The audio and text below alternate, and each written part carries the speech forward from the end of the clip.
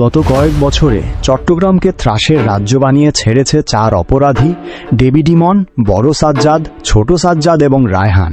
দিন দুপুরে চাঁদাবাজি, কিশোর গ্যাংয়ের দৌরাত্ম্যে কেঁপে উঠেছে বন্দরনগরী। সোশ্যাল পালস 24 থেকে আমি মোহাম্মদ ওমর ফারুক আপনাদের শোনাচ্ছি এক আতঙ্কের রোজনামচা। যদিও ডেভিড ইমন আর ছোট সাজ্জাদ এখন কারাগারের অন্ধপ্রকোষ্ঠে, তবুও থামেনি তাদের অপরাধের বিস্তার। নিখুঁত নিয়ন্ত্রণে নগরের কিশোর গ্যাংগুলোকে ডানা মেলছে বড় সাজ্জাদ, আর মাঠ পর্যায়ে সমস্ত ছক সাজিয়ে দিচ্ছে রায়হান। সন্ধ্যা নামলেই শহরের অলিতে গলিতে শোনা যায় তাদের কিশোর বাহিনীর বাইকের গর্জন, যা সাধারণ মানুষের রাতের ঘুম কেড়ে নিচ্ছে। তাদের একটাই দাবি, বড় সাজ্জাদ ভাই আছে, রাজত্ব এখনও তাদেরই মুঠোয়। ব্যবসায়ীদের বুক কাঁপা আর্তনাদ, ভাই টাকাটা দিয়া দিছি, দয়া করে আর আইসেন না। কিন্তু উত্তর আসে রায়হানের তরফ থেকে, টাকাটা বড় সাজ্জাদ ভাইয়ের কাছে পৌঁছাইছে, তবে তোদের ব্যবসা চালাইতে হইলে সামনে আরও দিতে হইব।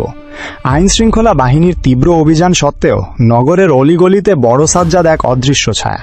তার নিখুঁত নির্দেশনায় কিশোর গ্যাংগুলো তৎপর। মাদক আর অস্ত্রে চোরাচালান চলছে পুরো দমে। রাত বাড়লে বন্দরনগরীর আকাশ ভারী হতে থাকে সেই চেনা আতঙ্কে, যেন বড় সাজ্জাদের রাজত্বে কোনো সূর্যের ভোর নেই। ভয়ের এই রাজত্বে বড় সাজ্জাদের নির্দেশেই রায়হান চালাচ্ছে চাঁদাবাজির নতুন নেটওয়ার্ক। কোনো ব্যবসায়ী প্রতিবাদ করার সাহস পায় না, কেবল নীরবে মাথা নত করে মেনে নেয় এই চরম বাস্তবতা।